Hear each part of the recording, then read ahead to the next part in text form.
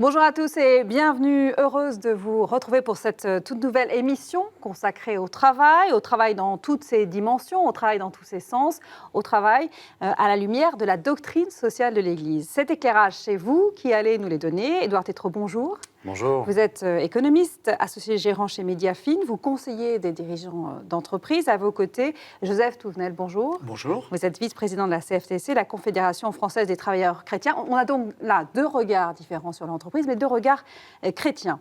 Le thème aujourd'hui agite régulièrement les sphères politiques et sociales de notre pays, le licenciement économique. La nouvelle loi travail l'a montré.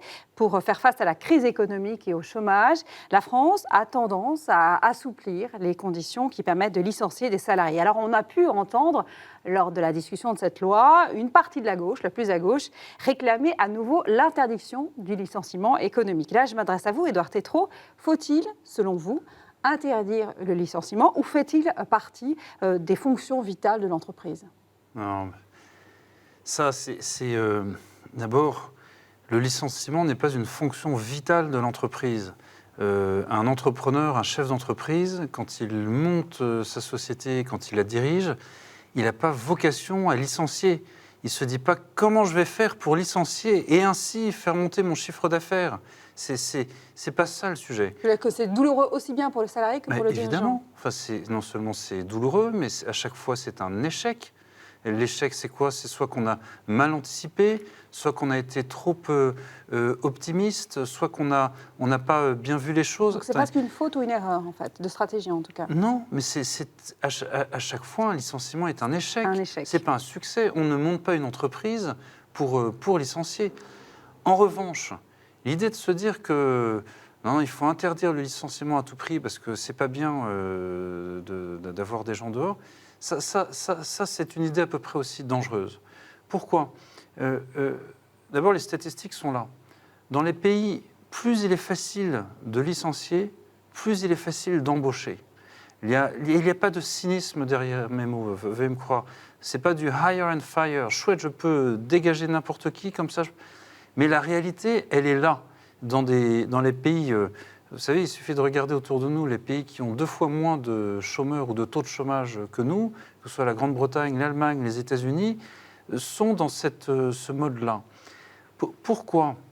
Parce qu'on se dit, essayons de donner le maximum de protection, de droits à nos salariés et construisons une espèce de mur pour qu'ils restent bien à l'intérieur de l'entreprise et qu'il n'y ait aucun moyen qu'ils en sortent, ou alors sinon, vraiment, ça coûtera très cher.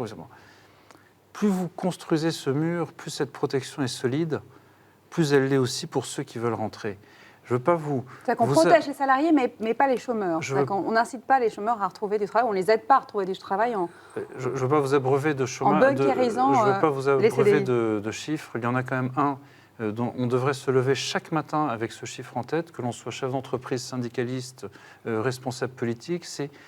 Vous savez ce que c'est les NEET, Not in Employment, Education or Training, ceux qui n'ont rien, aucun projet, ni formation, ni emploi en France, moins de 25 ans, ils sont 2 millions. Et bien, la fabrique des needs, la fabrique de ceux à qui on dit « désolé, ce n'est pas pour vous », elle vient directement de ces surprotections de l'emploi dans l'entreprise aujourd'hui. Et je considère cela, pardon pour l'adjectif, comme criminel vis-à-vis de cette génération, criminel.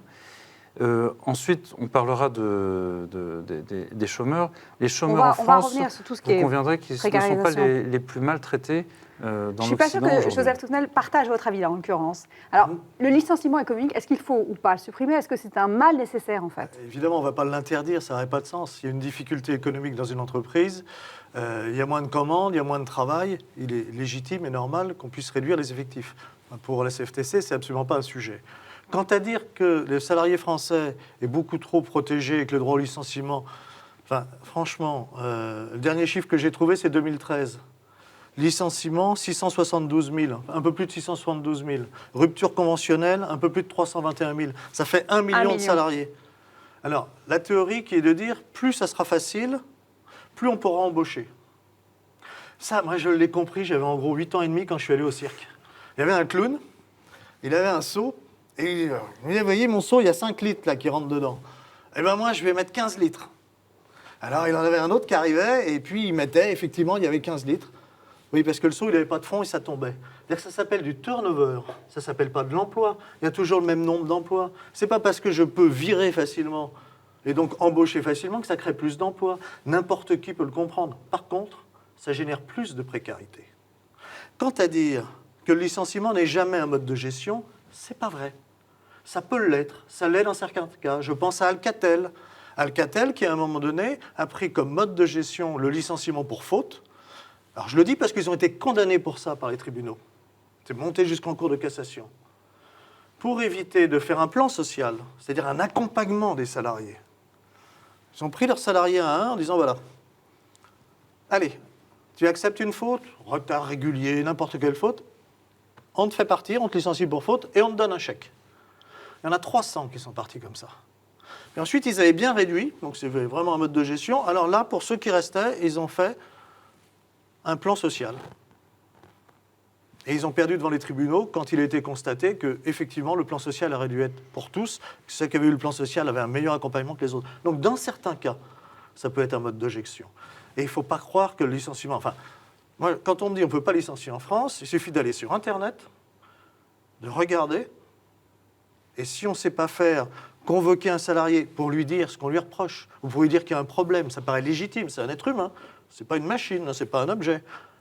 Et respecter quelques délais, si on ne sait pas faire ça, et si on ne sait pas, alors si on ne sait pas, on demande à quelqu'un de nous conseiller.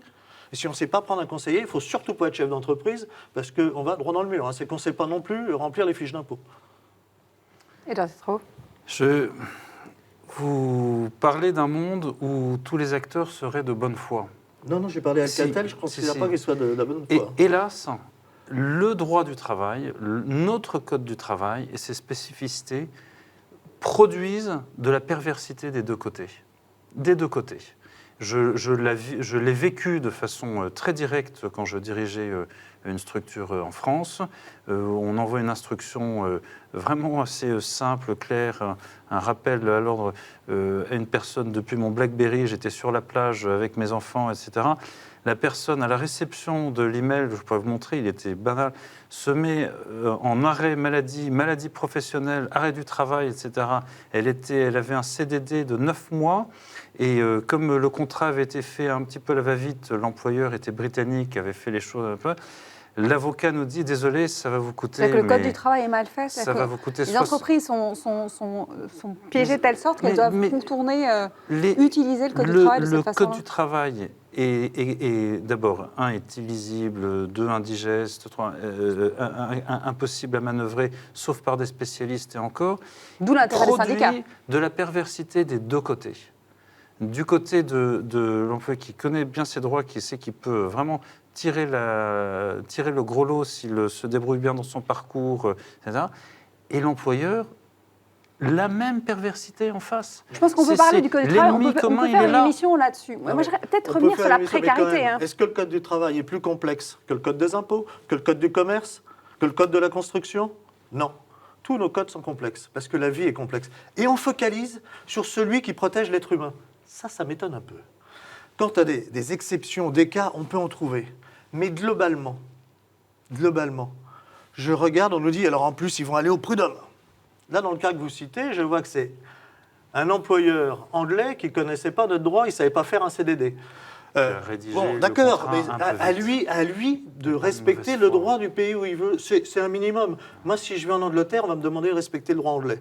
Alors que l'employeur anglais qui vient en France et faire un CDD, c'est pas très compliqué. Enfin, si c'est compliqué, je vous apprendrai. Je vous rassure, je vous rassure, il ne reviendra plus. Ça lui a coûté tellement cher pour un salarié. Ça a coûté tellement cher. Il ne reviendra plus. L'idée qu'on nous dit, en plus, ils vont aller au prud'homme, etc. D'abord, sur les licenciements économiques, il n'y a que 15% de licenciements économiques.